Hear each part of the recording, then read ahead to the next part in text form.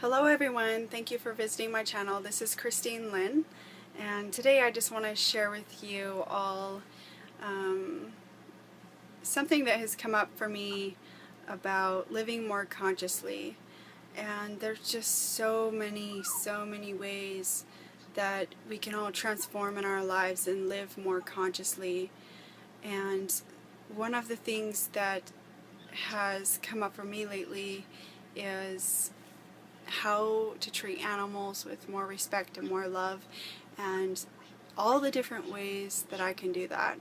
And I want to share this with you because we live in a very unconscious world right now, for the most part, when it comes to loving animals, because we can look at animals in one way like pets and love them all we want because they're cute and they're funny and they're smart, and there are certain animals that society likes to pick out from the rest and not eat those animals and treat those as pets and love them, and it would be such a sin to treat those animals badly, it seems.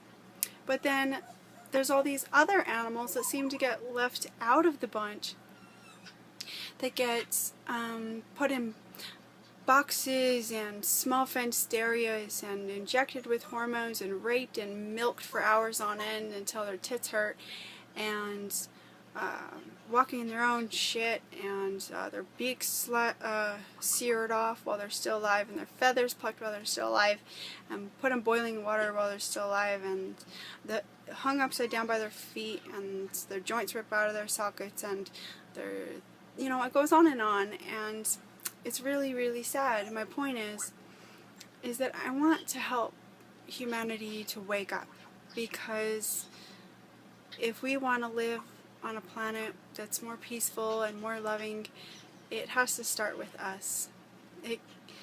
We can't wait for it to happen, and these wonderful, loving, cute little animals, they really do deserve all the love in the world. They deserve a free life just as we deserve a free life.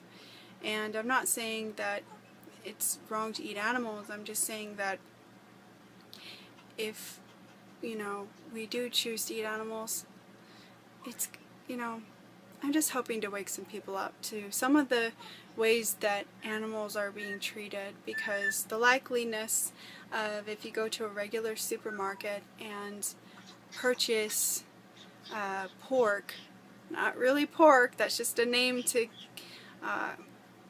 keep us from realizing completely what we're doing. It should just be called a pig, because that's what it is. Pork. What's pork? Come on, tell me what part of the pig is pork. It's a pig. It's an animal, and it's not beef. No, that's just a name to distract us as well. It's a cow, and cute little chickens, and they all deserve love. They all deserve affection and freedom, and the right to roam on grass and have fresh air, and live a normal, healthy, roaming life just as everyone else does.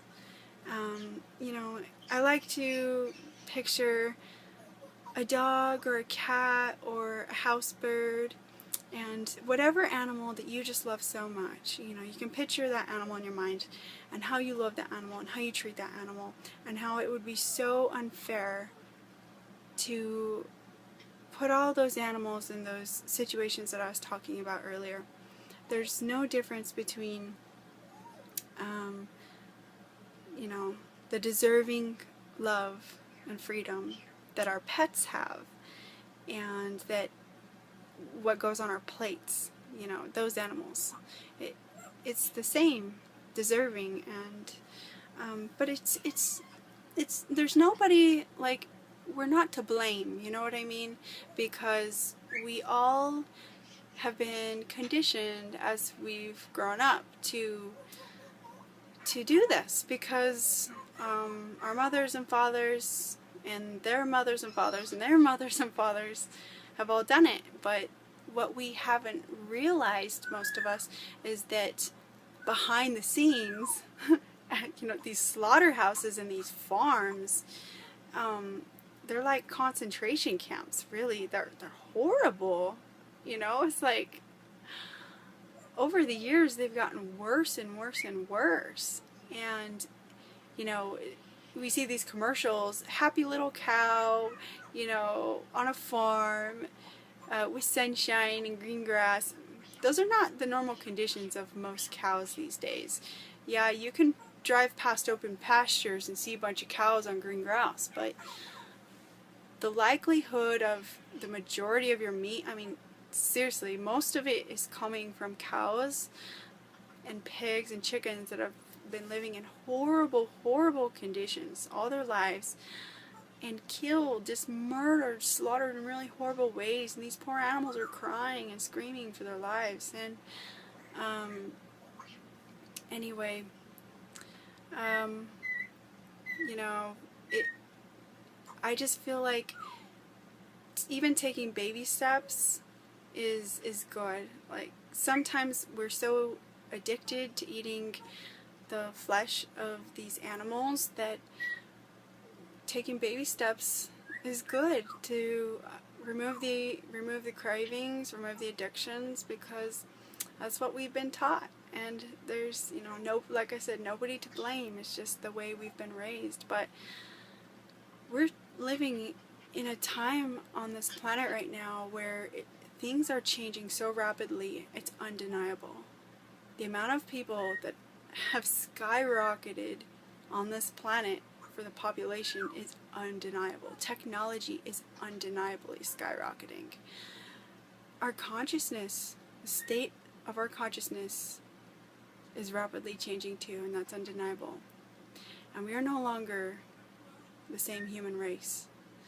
We are rising above, and there are many more people on this earth that no longer choose to live in the darkness of evil and mistreating animals and mistreating each other, mistreating ourselves.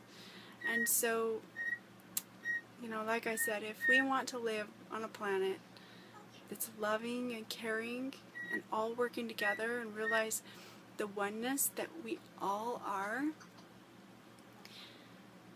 then it starts with how we treat each other, and that includes the animals. One thing that I decided to do is I'm going to get rid of my old leather purse here. It's all ripped up here. It's very old, and I haven't bought leather in a long time,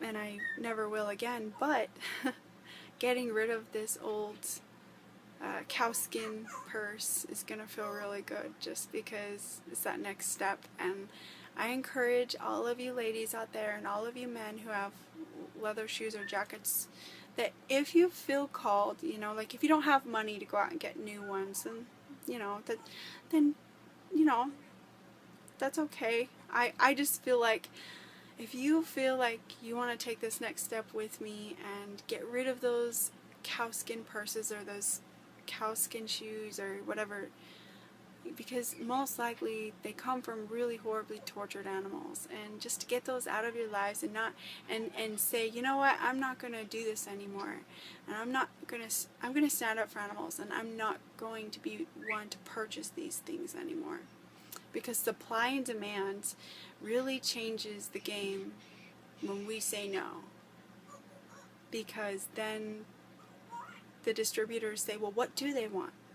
You know, like organic food, like if you do still eat meat, at least you can say, okay, well, I'm only going to buy eggs from or chicken flesh from birds that have been raised outdoors on open green pastures and that have not been injected with hormones, and that have been raised on organic, natural bird feed.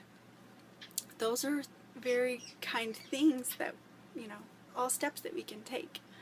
So anyway, I'm really excited to throw out this old purse. It's the last day I'll ever see it, and I'm gonna go get a brand new one that's made out of a beautiful natural material and say goodbye to it forever. I hope that this video helps open and expand your minds and help you to realize the oneness that we all are, the connectedness that we all have to each other, brothers and sisters of planet Earth and the animals. I love you. I love you all. Namaste. Bye.